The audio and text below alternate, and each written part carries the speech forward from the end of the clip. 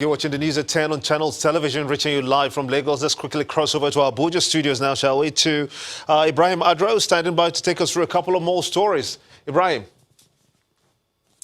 Thank you for joining us, Gimba, and welcome everyone. Workers' unions in Nigeria say they are running out of patience with government over what they describe as delay in the implementation of the 30,000 naira minimum wage.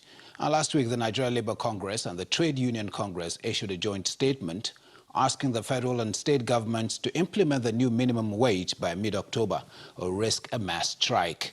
This demand forms the core of several requests, which the workers are seeking government's immediate attention to as they mark the 2019 World Decent Work Day in Abuja. Meantime, the federal government is reaffirming its commitment to fight against global maritime security challenges through the ratification of relevant international treaties. And as the Minister of State for Foreign Affairs says, the federal government will not relent in its efforts to rid the nation's waters of piracy. He was speaking in Abuja at the 2019 Global Maritime Security Conference, organized by the Nigeria Maritime Administration and Safety Agency.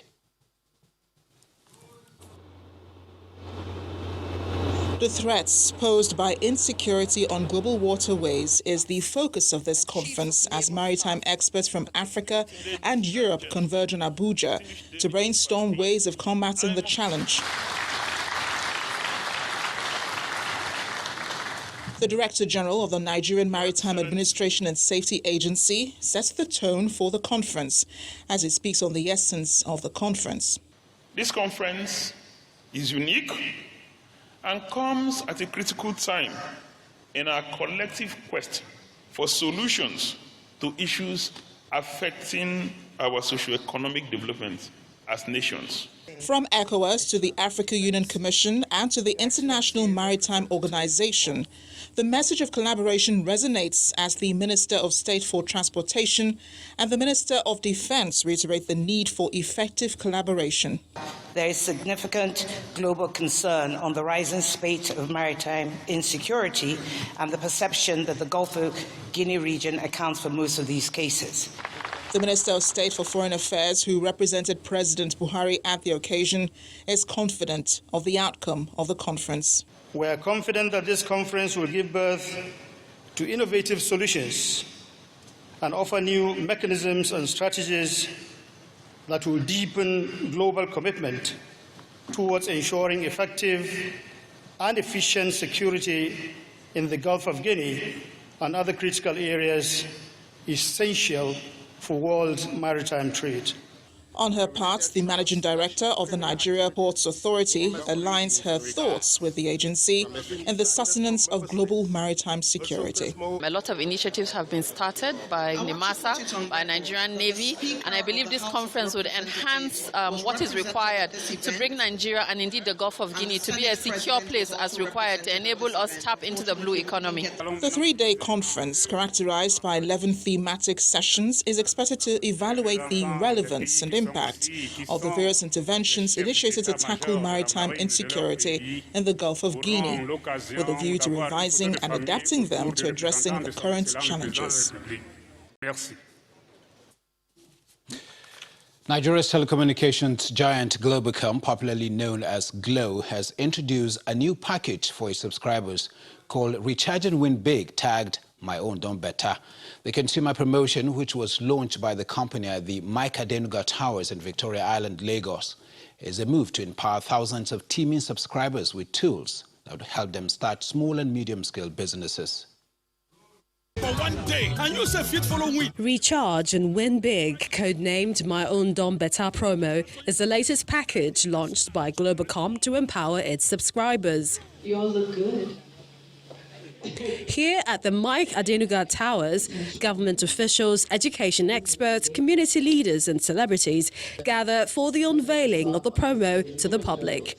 All to this momentous. According to Globacom, Nigerians will win hundreds of items which include tricycles, industrial sewing machines, grinding mills and generators to empower them to create wealth and be employers of labour.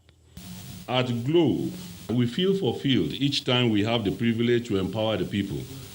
We are therefore delighted that this promo we are launching today will help us to empower the people and elevate our subscribers to a higher level. Regulators in the industry laud the company for the consumer promotion. The Commission has given approval to Globacom to run this promo. And that means due process has been followed by Globacom to come thus far. When these service providers make promises, trust them, because there are eyes, there are organizations watching. We are going to make sure that the Nigerian consumers are the beneficiaries of these items. But what does a Glow subscriber need to do to benefit from the promo? A prepaid customer needs to recharge 200 naira airtime in a day to qualify for a slot. And therefore, a postpaid customer, all they need to do is to use minimum of 200 naira airtime in a day. It doesn't end there. The more a subscriber recharges, the more the chances of that subscriber winning. The new promo comes as an end-of-the-year treat for Glow subscribers and in line with the company's promise to put customers first.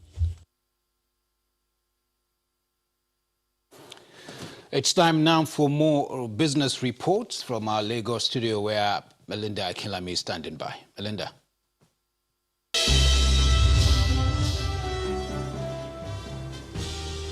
Many thanks, Ibrahim.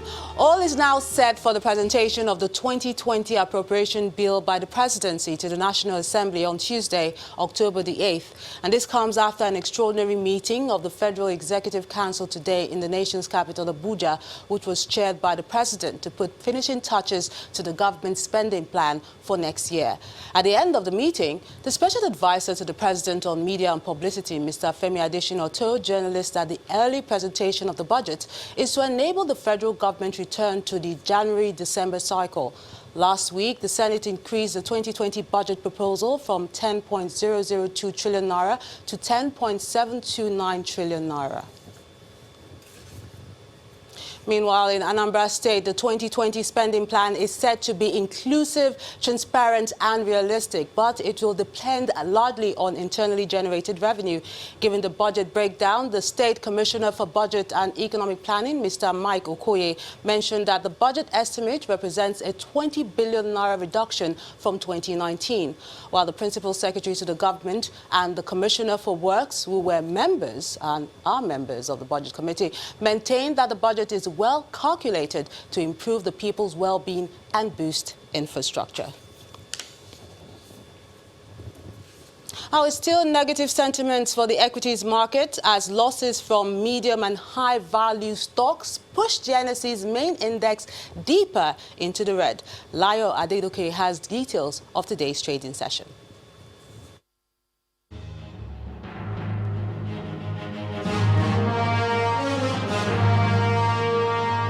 Hello and welcome to the Stock Market Report.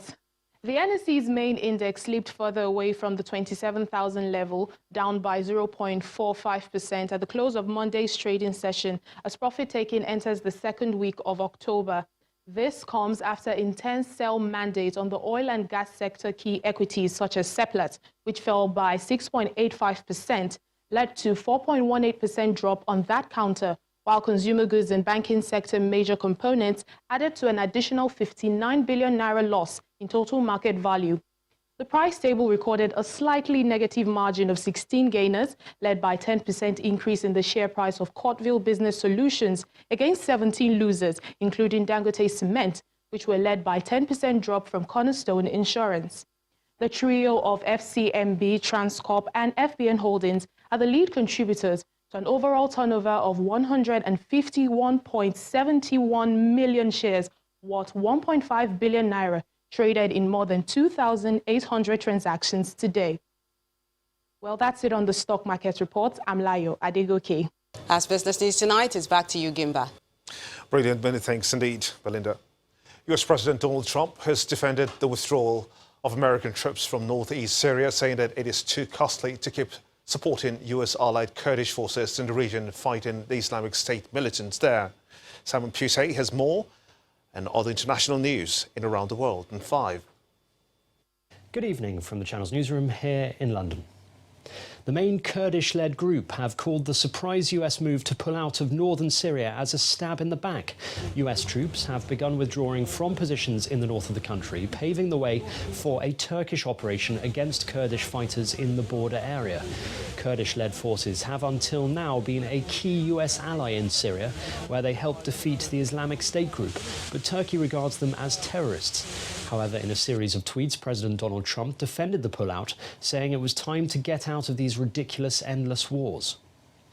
The death toll in 5 days of clashes between Iraqi police and protesters has risen to over 100, with more than 6,000 people wounded in violence that began on Tuesday. The Interior Ministry said the toll now stood at 104 people killed in violence, but denied that government forces had shot directly at demonstrators. The dead included 8 members of the security forces. The protests pose the biggest security and political challenge for Prime Minister Adel Abdul Mahdi's government since it took power a year ago. Anger stems mainly due to accusations of corruption and high levels of unemployment. Climate change activists have caused chaos in cities around the world as they kicked off a week of demonstrations. Activists blocked traffic at 2 main squares in Berlin on Monday, kicking off a week of protests intended to force the German government to take more drastic measures to protect the environment. Meanwhile, police forcibly removed climate activists blocking major Amsterdam streets. More than 135 people taking part in protests in London were also arrested. Activists blocked roads, bridges and squares all over London's government district of Westminster to call on politicians to take urgent action to cut carbon emissions. The UK Prime Minister Boris Johnson has said he hopes a diplomat's wife who claimed immunity and left the UK after being accused of killing a British teenager in a car crash will return to the country, and he will raise it with the White House if she does not. 19-year-old Harry Dunn was killed in a head-on collision with a woman who had just driven out of the American spy base. Police believe she was on the wrong side of the road during the incident on the 27th of August. Government ministers have called for the American woman to return to the UK to answer questions after she claimed diplomatic immunity and left the country. I do not think that it can be right to use the process of diplomatic immunity for this type of purpose, and I hope that Anne Sakoulas will come back and will engage properly with the processes of law as they're carried out in this country. If we can't resolve it, then of course I will be raising it myself personally with the White House.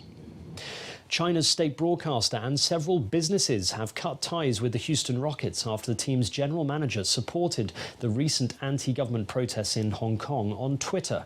In a televised statement, state broadcaster CCTV reported on Monday that its sports channel, CCTV Sports, announced it will stop broadcasting Rockets matches in response.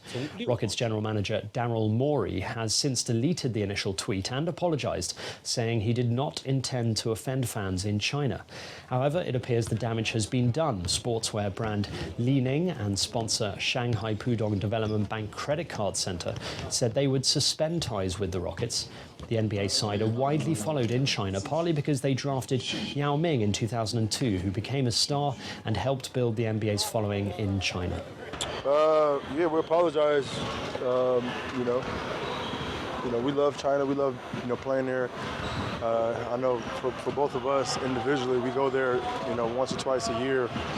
They show us the most important love. So, we appreciate them as a fan base, and we love everything, they're about, and we appreciate their support that they give us individually and as an organization. So, we love you. And finally, a new advert aimed at raising mental health awareness has been released, featuring William and Kate, the Duke and Duchess of Cambridge, and Harry and Meghan, the Duke and Duchess of Sussex. Everyone knows that feeling when life gets on top of us. The advert features TV presenters, actors, politicians and sports stars who've all suffered from mental health issues in the past. But now, there's a new way to help turn things around. It's aimed to promote a new digital mental health action plan which shows people how to build simple changes into their daily lives to improve their mental health. In partnership with the NHS, Every Mind Matters is designed to help people manage and maintain their mental health and get help if they're feeling low. We're in this. together. Come on. And that's your international news around the world in 5.